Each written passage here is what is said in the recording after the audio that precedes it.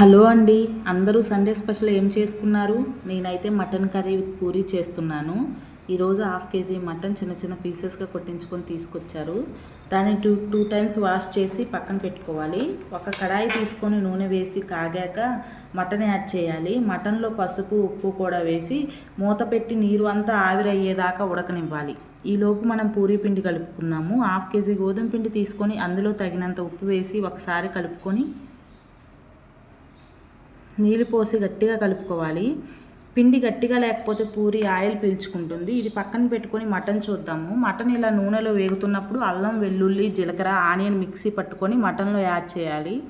తర్వాత గ్రీన్ చిల్లీని కూడా యాడ్ చేసి ఆయిల్లో పచ్చివాసన పోయేంత వరకు వేగనిచ్చి కారము మెంతిపొడి యాడ్ చేస్తున్నాను. నేను మెంతిపొడి ప్రతి కర్రీలో యాడ్ చేస్తాను. ఇది మీకు ఆప్షనల్, బట్ వేస్తే టేస్ట్ బాగుంటుంది.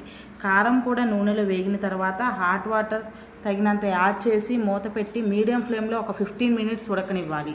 హాట్ వాటర్ వేస్తే ముక్క చాలా సాఫ్ట్గా ఉంటుంది. ఇది ఉడుకుతున్న టైంలో పూరీ చేసుకుందాము. పిండిని చిన్న చిన్న ఉండలుగా చేసుకొని ఆయిల్తో పూరీ ప్రెస్లో ఒత్తుకోవాలి.